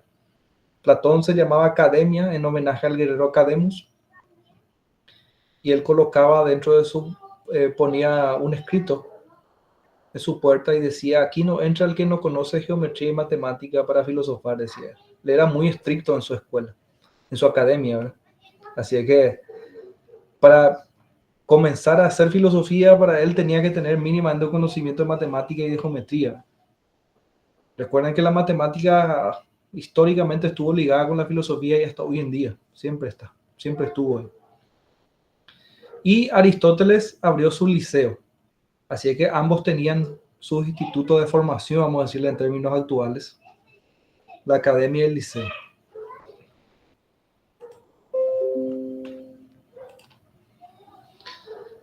Bueno, aquí les traigo unos ejemplos. La constitución del género filosófico, el diálogo mediante Platón y el tratado mediante Aristóteles. Aquí Platón escribió varios diálogos. Se cuenta más de 25 diálogos, dice de estilo fino poético, en forma de diálogos salpicados de imágenes, míticos y anécdotas. Sus principales libros, el Fedón, el Fedro, la República, la más conocida de todas y la más reimpresa, si se quiere decir. Las leyes, el banquete también, una de las más conocidas. El Menón, Teeteto, el Parménides, el Sofista, Apología, el Critón sería aquí, está mal escrito nomás. El Timeo y el Hipías. Estas fueron, en gran medida, algunos fueron nombres de sofistas de la época. ¿Por qué? Porque Sócrates era el personaje y debatía con estos sofistas. Así que lo que hace Platón es reproducir la forma en que su maestro debatía mediante el diálogo con otros pensadores de su época. Eso es lo que hay que destacar aquí. Aristóteles, por ejemplo, fue el primer sistematizador del saber filosófico dentro de la historia de la filosofía.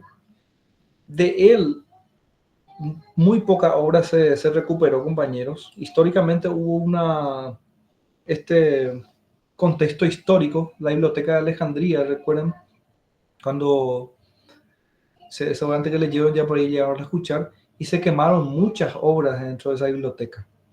Solo se lograron recuperar algunos de Platón, de Aristóteles, fragmentos fueron los que se recuperaron, compañeros, así que no en su totalidad. Por ejemplo, poética, política, algunos son fragmentos y otros sobre educación que se perdieron. Hay algunos que fueron ampliados por sus discípulos nada más, pero todo lo que llegó hasta nosotros son obras capitales de la filosofía, compañeros. Son fragmentos que tienen mucha idea. Y aquí tenemos filosofía primera, que hoy en día es llamado como metafísica. Luego tenemos el organón, que es lógica tradicional del alma, que se denomina hoy en día psicología racional, ética Nicómaco, ética Eudemo, retórica, poética y política. Así que estamos ante los dos más grandes pensadores de la historia de la humanidad, compañeros. Una vez un pensador contemporáneo había escrito algo muy llamativo. Dijo: todos somos nota al pie de Platón, dice. Así es que lo que Platón y Aristóteles dijeron ya nada, no hubo más nada nuevo, dice. Así es que hace más de 2500 años de historia que nosotros estamos filosofando sobre los mismos problemas que ellos ya plantearon, compañeros, según este pensador contemporáneo que se llama Whitehead, que es un filósofo y matemático. Así que una vez que comiencen a navegar en este mundo, ahora van a ver y se van a dar cuenta de cuánta razón tiene a lo mejor este filósofo contemporáneo. Muchas de las ideas que ellos ya dijeron, nosotros estamos reproduciendo, estamos debatiendo constantemente, actualizando las ideas nada más de estos autores. Ejemplo de diálogo de Platón. Aquí les traigo un ejemplo. Así estaba escrito. Es el texto de Crátilo. Aquí está la paginación, número. Y aquí vemos cómo Sócrates comienza a debatir con Crátilo. Dice. Aquí ellos hablan justamente sobre el conocimiento, la medida. Y aquí van a ver cómo hablan ellos de la filosofía también. Entonces, cada diálogo tiene un tema en específico que se aborda. Aquí, por ejemplo, dice, Crátilo parece claro, dice Sócrates. Este es un fragmento nada más, compañero, para que puedan ver. Sócrates dice, pues bien, examinemos todavía, a fin de que esos muchos nombres, dice, que tienden a lo mismo, no nos engañen. Si en realidad quienes los impusieron lo hicieron en la idea de que todo se mueve y fluye, imagínense contra quién ellos ya comienzan a filosofar, contra los presocráticos. Así opino yo personalmente que pensaban, o bien, si acaso esto no es así, son ellos mismos los que se agitan como si se hubieran precipitado en un remolino y tratan de arrastrarnos en su caída. Porque considera admirable, Crátilo, lo que yo sueño a veces. Diremos que hay algo bello y bueno en sí, y lo mismo con cada uno de los seres, ¿o no? Crátilo. Creo yo que sí, Sócrates. Consideremos entonces la cosa en sí. No si hay un rostro hermoso o algo por el estilo y parece que todo fluye, sino si vamos a sostener que lo bello en sí es siempre tal cual es. Crátilo, por fuerza. Sócrates, ¿acaso pues será posible calificarlo con exactitud afirmando primero que existe y después que es tal cosa si no deja de evadirse? ¿O al tiempo que hablamos se convierte forzosamente en otra cosa, se evade y ya no es así? Aquí ellos están hablando sobre el conocimiento, compañeros. Este es un fragmento sobre el problema del conocimiento específicamente en este diálogo. Y ellos están discutiendo la idea de los presocráticos sobre lo que permanece y lo que no permanece. Y ellos comienzan a tirar sus argumentos sobre, tipo, si yo hablo de lo bello, entonces puede haber algo no bello. ¿Qué es? Tiene que ser algo. Lo bello ellos asimilaban, compañeros, con una idea perfecta en la época. Recuerden eso también. Así que ese término va a aparecer mucho en Platón, por sobre todo la idea de lo bello, de lo perfecto, o el principio, o la idea. Aquí, ¿se entiende, compañeros? ¿Esto? La dinámica que estoy aplicando, ¿se entiende lo que...? ¿Qué pasó? Sí, profe, se entiende. Se Y entiende por muy otro bien, lado, profe. gracias. tenemos un ejemplo de tratado de Aristóteles, Ética, libro primero sobre la felicidad. Esto estuve justamente recortando de algunos libros aquí. Son fragmentos, no son en su totalidad los textos. Así que eso les invito a que al que quiera mirar después pueda mirar en su totalidad.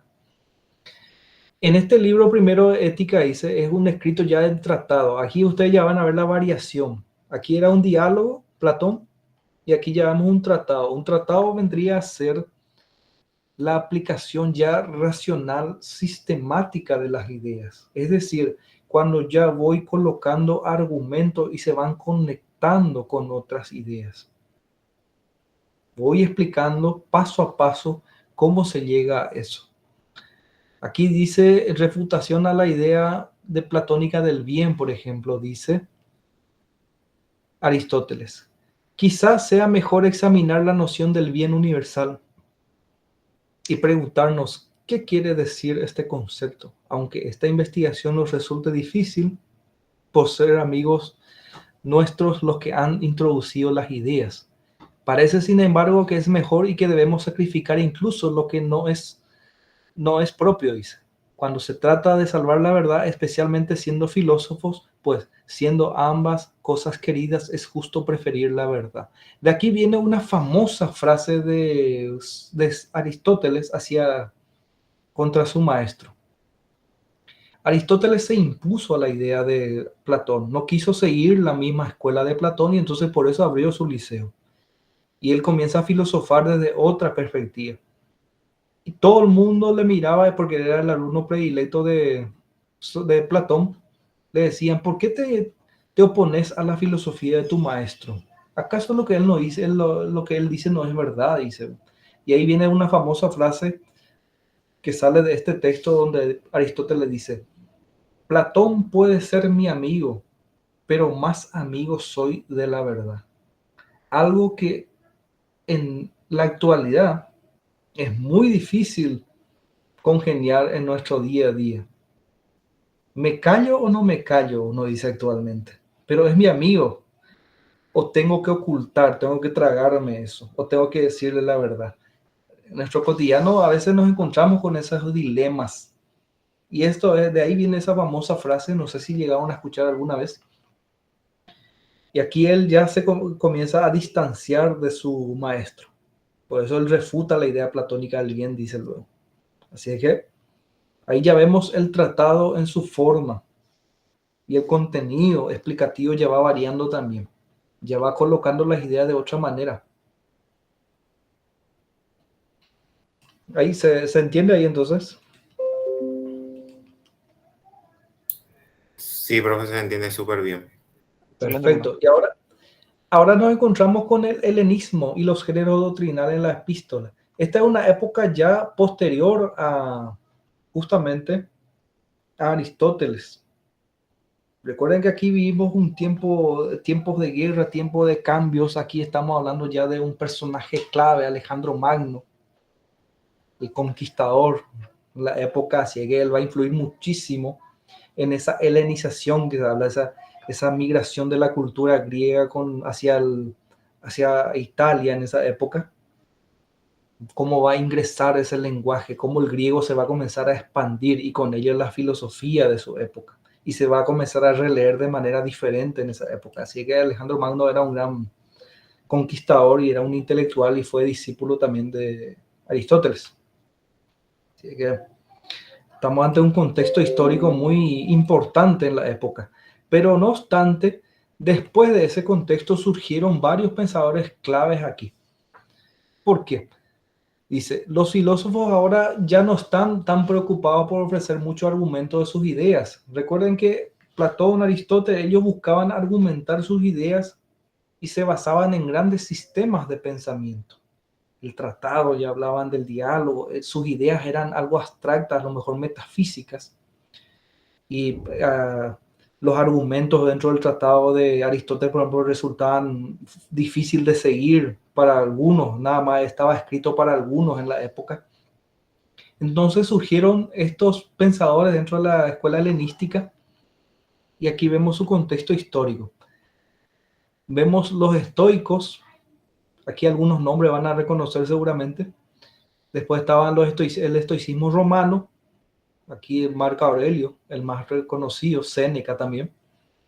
Preguntas fundamentales. ¿Cuál es la mejor forma de vivir? Era la pregunta a partir del siglo III a.C. al siglo IV, compañeros.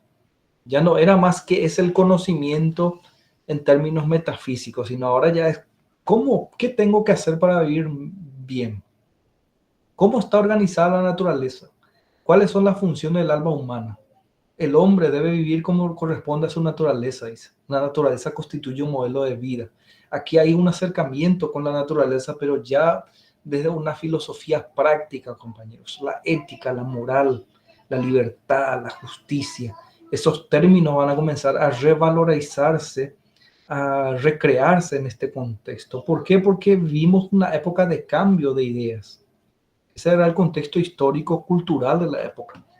Y aquí aparece una figura clave, Epicúreo de Samos, quien se preguntaba también cuál es la mejor forma de vivir, cómo está organizada la naturaleza, y su idea era, la naturaleza no constituye un modelo de vida, pero sí un modelo de libertad.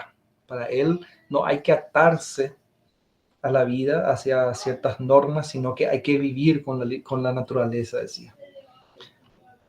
Y aquí nos encontramos con los neoplatónicos. Plotino, sobre todo, va a ser el pensador que va a ser el lector de Platón y va a llevar dentro de la Edad Media, va a llevar específicamente hacia la religión, hacia la iglesia, la idea de Platón.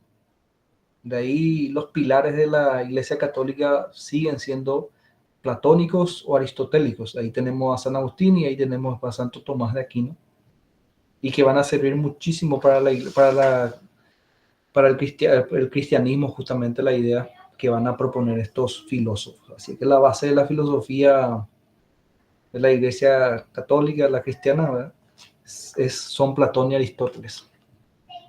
Bueno, y aquí se preguntan sobre el hombre, la unidad. Ya vemos justamente la búsqueda del principio de un ser superior y otros. Entonces, de eso se trata cuando hablamos del helenismo. Aquí también nos encontramos con otro pensador clave, que sería este filósofo Diógenes.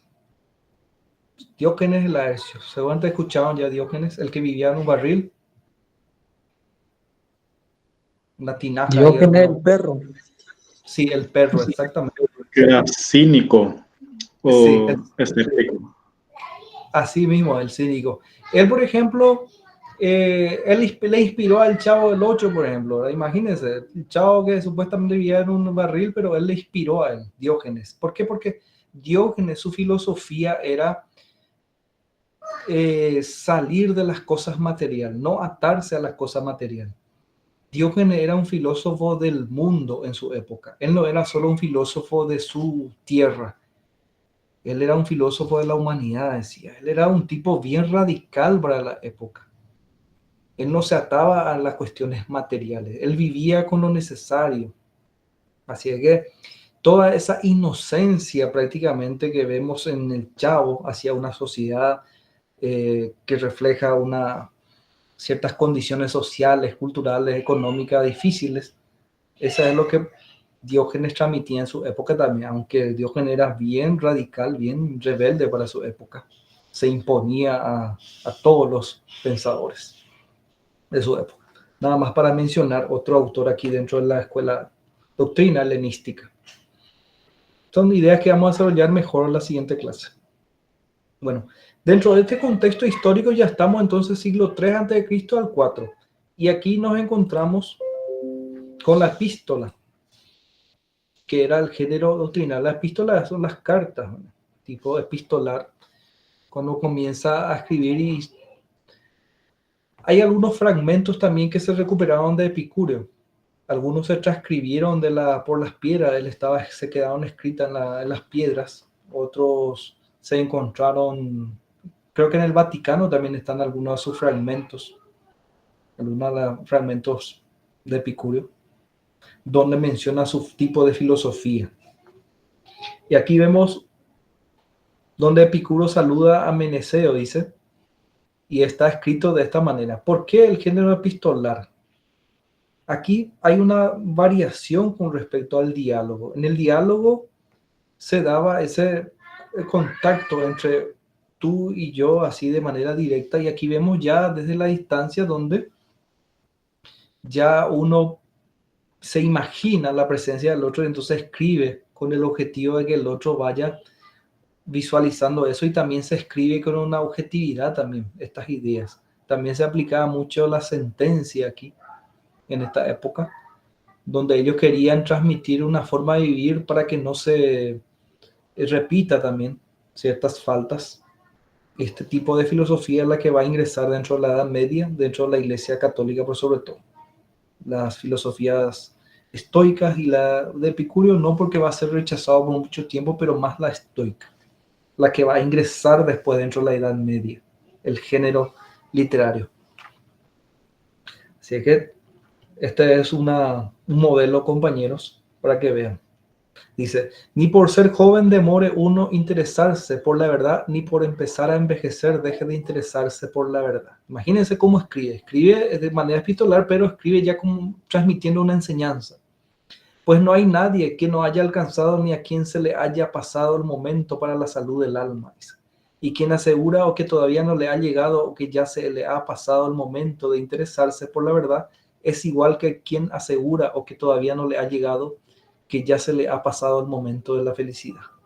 De modo que debemos interesarse, que debe interesarse por la verdad, tanto el joven como el viejo, aquel para al mismo tiempo que se hace viejo, rejuvenecerse en dicha por la satisfacción de su comportamiento pasado, y ese para al mismo tiempo que es viejo, ser joven por su impavidez ante el futuro. Así, pues, es menester practicar la ciencia que trae la felicidad, si es que presente esta tenemos todos, mientras si está ausente hacemos todo para tenerla. Dice. Imagínense, aquí él dice que nadie que por viejo, dice, cuanto más tiempo, hay una frase que se recorta de esta manera, dice, cuando uno va viviendo su vida, dice, que no, incluso en la vejez uno puede comenzar a filosofar, así que no tiene que Muy lindo dejarse. el mensaje, profe.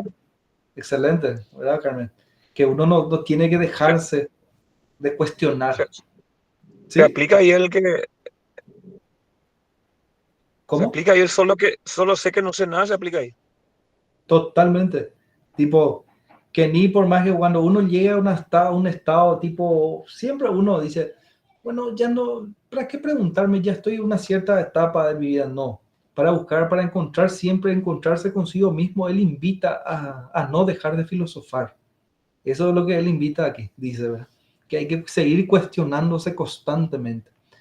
¿Sí? ¿Alguien levantó la mano más? Paralelismo entre verdad y felicidad, así mismo. Acá esta parte justamente es la clave.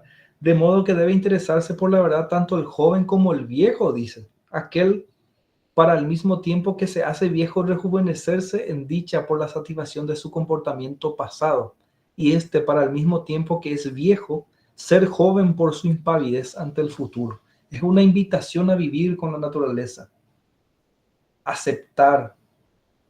¿Entienden? Sin miedo, vivir sin miedo, eso significa. Epicuro es un gran pensador de la época, fue muy mal interpretado, les comento.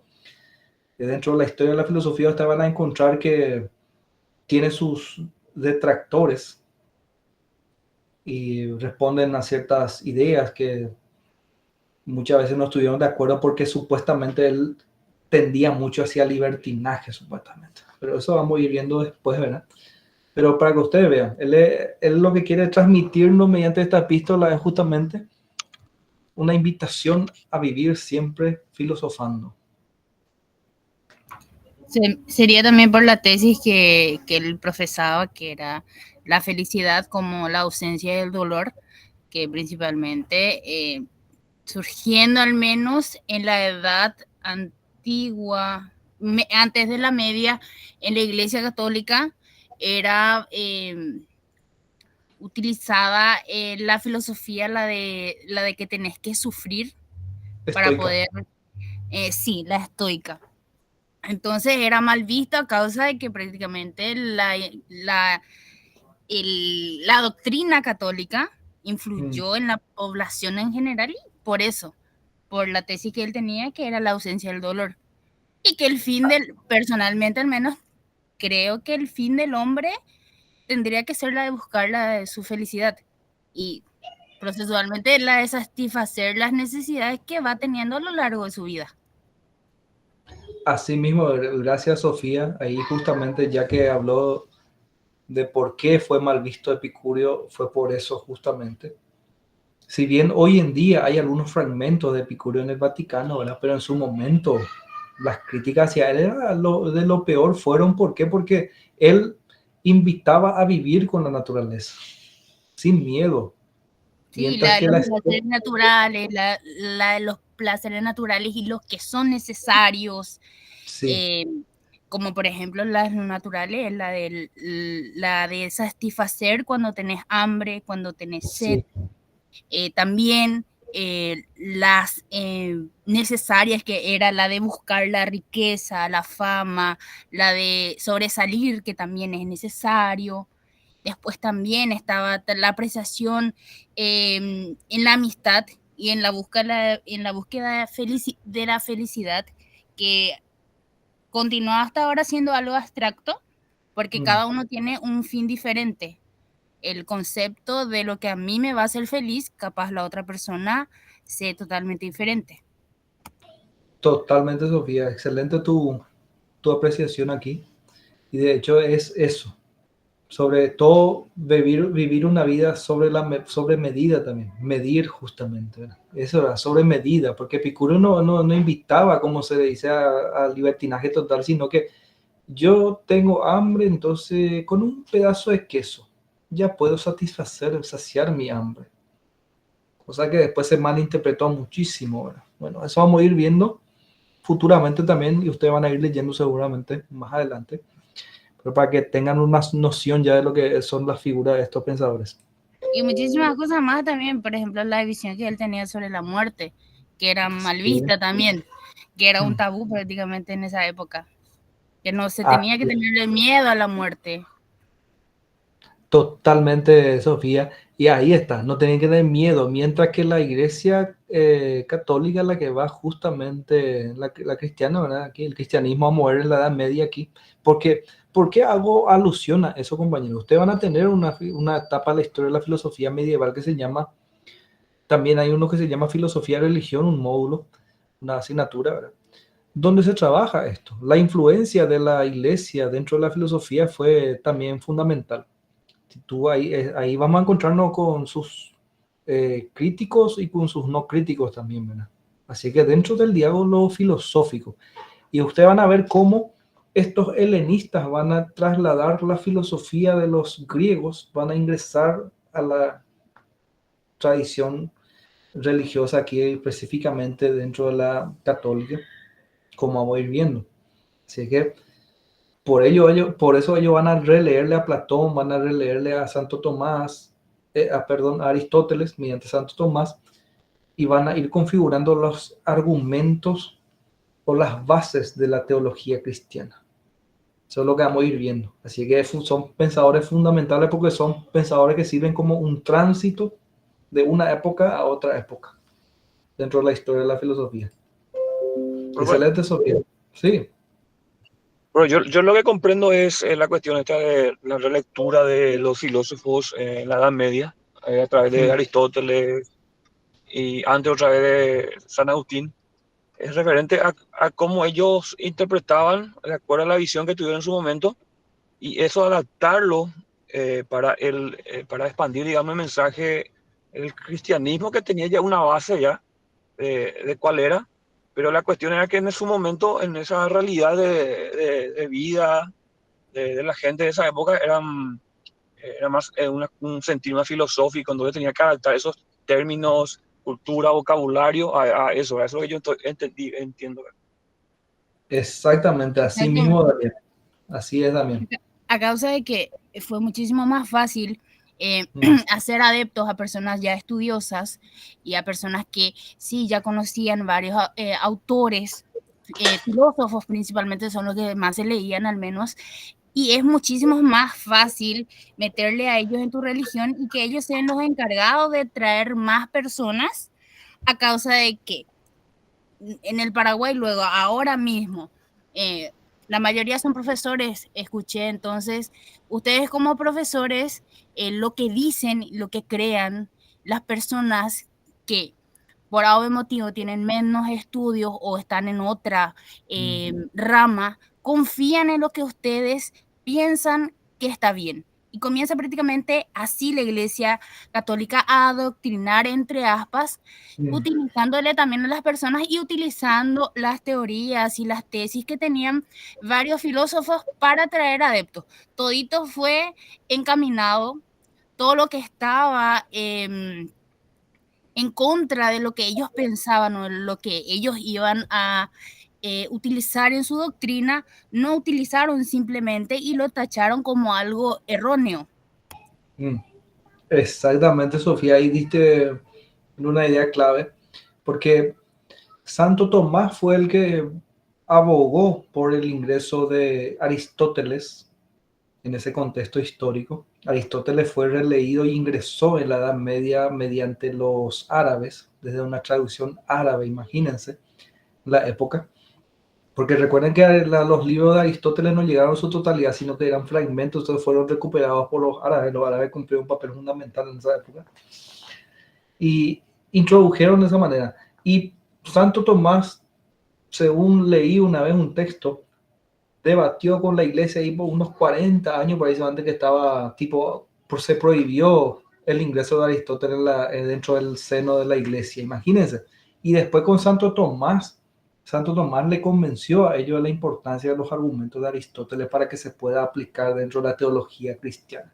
Imagínense, impresionante el debate que fluye, y como bien ya dijeron los compañeros, ¿no?, se utiliza también esa idea. Muy interesante, compañero, el aporte de todos, así que fantástico, me hace... La misma cosa con Epicuro, con San Francisco de Asís. Epicuro fue tachado prácticamente de la iglesia, pero cuando San Francisco de Asís vino prácticamente a vivir y dejar ese legado de la simpleza, del despojo, de todo lo mundano, fue aceptado y prácticamente comienza ahí también a querer meter en su doctrina el hecho de que el hombre no pertenece a la tierra y que tendría que ser ajeno a todo lo que es mundano. Así es, totalmente. Así que fantástico, es un mundo apasionante, esto la aventura. Muy interesante. Muy interesante, pero sobre todo va a ser larguísimo si vamos a empezar a hablar de eso, ¿verdad? Sí. Siento que hice la compañía el tema de San Francisco, ¿verdad? Pero no olvidemos también que anteriormente estaba ya la vida monacal de San Benito Abad, ¿verdad? Varios ya monjes que vivían ya esa vida del despojo, ¿verdad? Totalmente. Y esa vida en esa época, así que eso vamos a ir viendo futuramente. Es fantástico, el aporte de todo está siendo genial aquí. ¿Por qué? Porque van generando más preguntas y más posibilidades de respuesta también. Excelente. Vamos a seguir un poco con esto. Aquí luego ingresamos nosotros la constitución de los géneros filosóficos cristianos, justamente el soliloquio. Aquí ingresamos ya dentro del contexto histórico y aquí vemos dos etapas claves. Uno denominada patrística y otra la escolástica. Y aquí vemos durante el siglo II ya después de Cristo y el siglo VIII después de Cristo. Aquí vemos los representantes claves. Estos fueron los primeros comentadores justamente quienes van a comenzar a ingresar la filosofía griega. Y estos pensadores van a traer prácticamente hacia la Edad Media. Van a comentar mucho. Y las preguntas fundamentales que se hacían, la filosofía griega y latina es relevante para la fe cristiana. Imagínense, comienzan a ellos a estudiar si era posible este tipo de filosofía con la fe cristiana. ¿Puede la filosofía ser un preámbulo para comprender las verdades de la fe? Ese entra en debate, la verdad y la razón. La fe y la razón ahí entran en debate justamente. Y aquí vemos dos posturas. Los antiguos filósofos se aproximaban de algún modo a las verdades del cristianismo, dice, según estudio, y su estudio puede cultivarse como antecedente al estudio de la escritura, dice. Eran las ideas que iban sosteniendo estos primeros patrísticos. La sabiduría contenida en la Sagrada Escritura supera a todas las filosofías anteriores, dice, las cuales deben abandonarse. Imagínense el debate que se iba generando aquí. Y después aparece una figura clave que es San Agustín. ¿Por qué existe el mal? Dice, ¿la libertad es un bien o un mal para el hombre? ¿Cuál es el fin de la vida humana? Aquí se plantea la vida, el alma, el mal no es creado por Dios, la libertad es un don divino. Son ideas que ya van a ir reelaborándose con una base filosófica, sobre todo la de Platón aquí durante esta primera etapa, compañeros. Luego vemos la escolástica del siglo XII. Justamente viene aquí ya de una forma más diferente de hacer filosofía. Si bien también el soliloquio influyó, aquí ya va a ser la suma, que es una disputa, justamente la tesis, como se suele decir, los argumentos que se iban debatiendo ya dentro de la filosofía cristiana. Santo Tomás de Aquino es la figura clave y él se preguntaba, ¿cómo deben coexistir la razón y la fe y la idea? La razón es la facultad humana que permite comprender y demostrar los preceptos de la fe. Entonces vemos que ya estamos avanzando en el siglo XII y aquí la problemática gira en torno a la fe y la razón. Pueden convivir juntos. Y aquí vemos el soliloquio, por ejemplo, dice, según el cristianismo reforzaría algunos aspectos de la filosofía que le había precedido, entre otros el que atañe a la importancia que concede a la interioridad del hombre. El problema va a ser esto, la interioridad del hombre, pues estima que la verdad que ha de buscar el cristiano la encuentra en uno mismo, de modo que reforzará los géneros que propicien con su lectura un ahondamiento en la interioridad, un diálogo interior. Y ahí viene el soliloquio, compañeros, de San Agustín. Aquí les copié un fragmento de Confesiones, libro 4, justamente. Y ahí vamos a ver cómo y en qué tono ellos comenzaban a hacer o transmitir su filosofía. Este es un libro memorable de San Agustín. Y él dice así: ahora bien, ¿para qué cuento esto? ¿Por qué no es ahora el momento de pedir, sino de confesarte, Señor? Era desdichado, y es desdichado todo espíritu encadenado a la amistad de las cosas mortales. Fíjense, aquí ya se va contraponiendo a ciertas ideas filosóficas. Cosas mortales, dice. Y se desgarra cuando las pierde, y siente entonces la desdicha que le hace desdichado antes de perderlas. Así era yo en aquel tiempo, y lloraba desconsoladamente y hallaba reposo en la amargura. Así de desdichado era, y tenía mayor aprecio a esa vida desdichada que a aquel amigo. Y es que aunque hubiese querido cambiarla, no hubiese querido perder esa vida antes que aquel. Y no sé si incluso lo hubiese querido en lugar de aquel, como se cuenta en Oreste y Pílades, si no es ficción, que por amor mutuo incluso deseaban morir juntos, pues peor que la misma muerte les resultaba no vivir juntos. Confesiones, libro 4. Un libro muy interesante esto de San Agustín, compañeros. Y ustedes pueden ver el tono, cómo él transmite su filosofía. Aquí él va en búsqueda, él se comienza a confesar y busca respuesta. Su momento de conversión de San Agustín. San Agustín tenía una vida ajetreada antes de ser santo, compañeros. Así que llegó a la conversión justamente mediante ese soliloquio, ese diálogo interior. Por eso la verdad está en el interior de cada uno. Es una filosofía religiosa.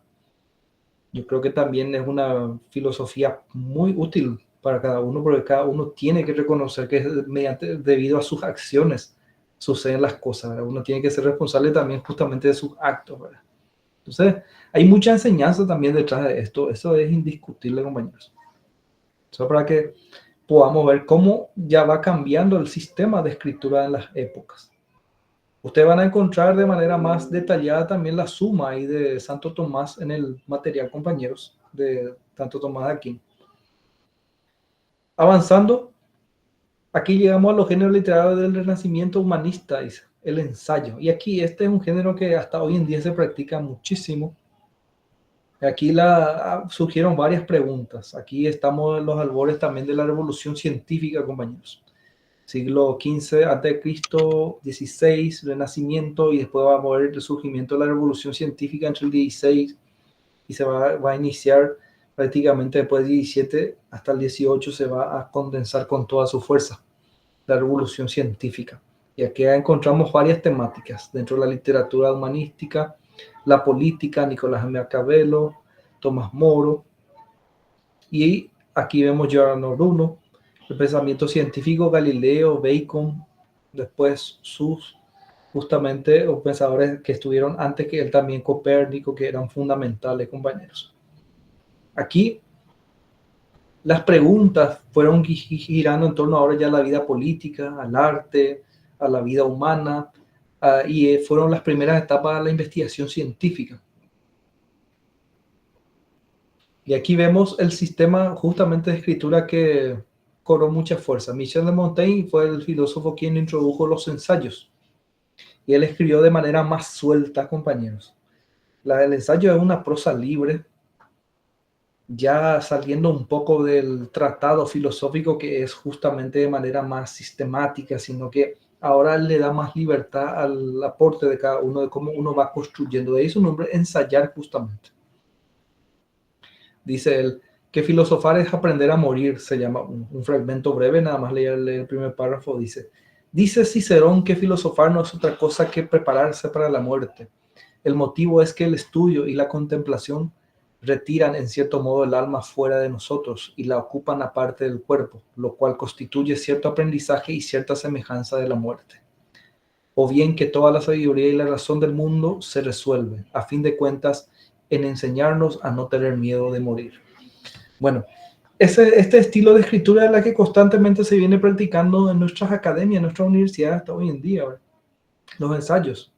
Háganme un ensayo, de repente, si les pide, sobre el conocimiento. Y ustedes comienzan a escribir lo que ustedes conocen sobre el tema. Hay ciertos indicadores, ¿verdad? Pero se le da libertad a ustedes, en este caso, para que ustedes puedan exponer sus ideas. Así que Michel de Montaigne es un autor clave. No hay que descuidar su lectura también futuramente. Y aquí vemos el género literario, ya llegamos a la filosofía racionalista, compañeros. El tratado sistemático. Aquí, dentro de esta etapa filosófica, siglo XVII propiamente, ya pasamos, nosotros estamos en un contexto a la par, son, vamos a decirle, contemporáneos también de muchos de los matemáticos y físicos de la revolución científica, compañeros. Aparecen René Descartes, Leibniz, Locke, Hume, Hobbes, Locke, justamente dentro de tradiciones de teorías políticas, representando el racionalismo, empirismo, y aquí ellos se preguntan sobre el conocimiento, estos filósofos. Ahora, lo que nos interesa es el género propiamente ahora. ¿Cómo escribían? Dentro de esta época, ustedes pudieron ver que la revolución científica comenzaba a darse entre siglo justamente XVI, XVII, XVIII, hasta ahí va a ir con toda su fuerza, se iba gestando. Y aquí aparece el sistema de escritura. Los encontramos con elementos de Euclides, que fue escrito en el 300 años antes de Cristo, justamente, y él escribía de esta manera, de manera sistemática el tratado. Colocaba una proposición 1, problema, dice. Sobre una recta dada terminada con construir un triángulo equilátero, dice. Después, sea la recta dada terminada AB y háyase de construir sobre ella un triángulo equilátero. Con centro A, tiene un lenguaje bien sistemático en cuanto a una problematización, una búsqueda de una resolución de problemas matemáticos. Euclides es un gran matemático de la historia de la humanidad, ¿verdad? Entonces, ¿cómo va a influir este estilo de escritura ahora en la filosofía? Recuerden que la ciencia fue ganando un campo dentro del conocimiento de la humanidad en esa época. Y la filosofía no podía quedar atrás. Y entonces tuvo que dejar las cuestiones metafísicas que se venían desarrollando también en la Edad Media y tuvo que seguir el camino, el curso ahora dentro de la ciencia también. Porque recuerden que si bien ellos estuvieron en un principio juntos, se fueron distanciando a lo largo de la historia, la ciencia y la filosofía. Pero siempre estuvieron ahí lado a lado. Solo que aquí vemos que la ciencia como el tipo de conocimiento más influyente fue cobrando mucha fuerza y sobre todo la física, compañeros. Esa física matematizada que un gran pensador va a introducir y que justamente es Isaac Newton. Newton en su libro Principios Matemáticos de la Filosofía Natural en 1687. Newton terminaría por implantar como método científico moderno la matematización de lo real y la filosofía, que sentía ya la amenaza de perder parcelas del conocimiento por la autonomía creciente de las ciencias naturales, reaccionó adoptando el modelo de la racionalidad matemática. Imagínense. Entonces ahí vamos a ver cómo ellos van, Descartes va a hablar de la matemática y va a aportar incluso para la matemática. Imagínense. Ahí vamos a ver, por ejemplo, un filósofo,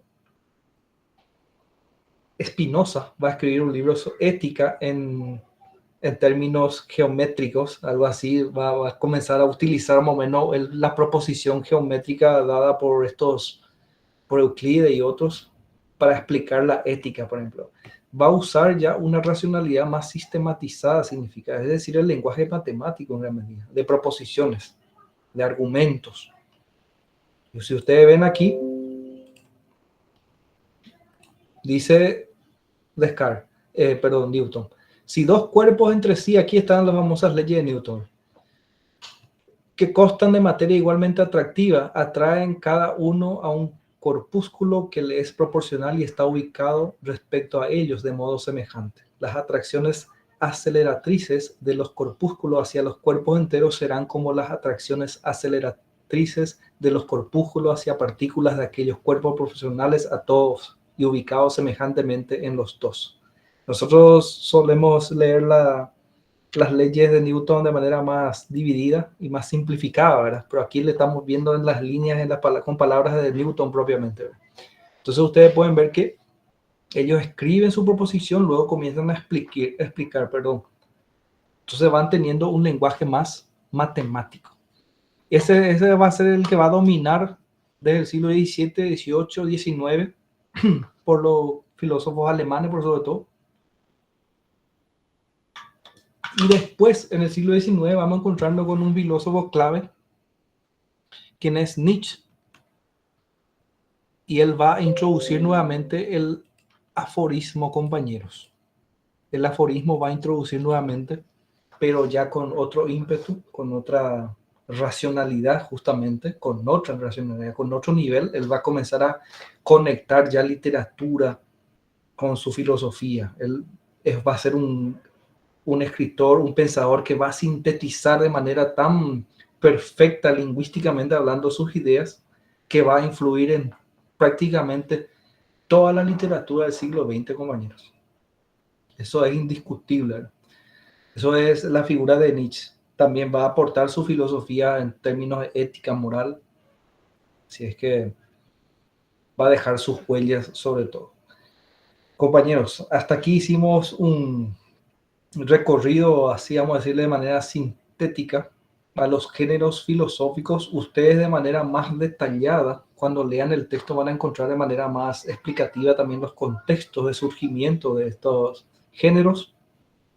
Van a encontrar algunos rasgos, algunas características más puntuales, compañeros. Recuerden que en una clase así como esta, la sincrónica, más bien lo que se le da al estudiante justamente es el contexto, se le trata de ilustrar el contexto para que después les facilite la lectura a ustedes. Ese es el objetivo de una clase justamente, para que ustedes puedan ingresar dentro del texto ya con otra visión, con otra idea. Compañeros, ¿hay alguna consulta, alguna duda? ¿Un comentario que quieran hacer para ir cerrando? Profesor y compañeros, entonces serían los géneros filosóficos, pero también teniendo en cuenta el contenido, no solo la forma, sino que las preguntas que se hacían, los diversos autores o cuáles eran los problemas, digamos, en cada época del contexto. No solo el formato en sí, que es el tema principal, ¿verdad? Del Totalmente. tipo de texto, digamos. Así mismo, es una Súper. síntesis bien... sí, compañero, Iván. No, que súper claro, profe. Está súper bien. Y es la primera vez también que me aproximo al tema de la filosofía desde el punto de vista de la estructura textual, digamos. Así que bienvenido, enhorabuena. Excelente, excelente. Y ya se puede hacer justamente un recorrido y se hace más fácil después el camino. Cuando nosotros se van a dar cuenta cuando ustedes lean el texto de esta clase, cuando ingresemos dentro de los problemas filosóficos dentro de la historia de la humanidad, así ya se van a dar cuenta que va a ser mucho más fácil de entender. Así que, compañeros, en la plataforma tienen una guía de actividades, la misma secuencia, y ahí les pide justamente describir los rasgos y las características y los principales pensadores que aplicaron esos géneros literarios de acuerdo a su época. Está todo detallado en el texto, así que traten de no salir del texto, porque lo del cuestionario se elabora con base al texto mismo. Ahí están todas las respuestas, compañeros. Les ya agradezco la atención y les deseo mucho éxito también. Bernardo, no sé si quiere hablar algo o levantó nomás la mano. Bernardino, perfecto. Bueno, gracias compañero por la atención, entonces, y éxitos. Vamos a ir en comunicación y nos encontramos nuevamente en la siguiente clase. Gracias a usted, profe. Muy buenas Vale, noches. profe, excelente. Buen descanso. Igualmente, chao, chao, hasta luego. Chao, chao.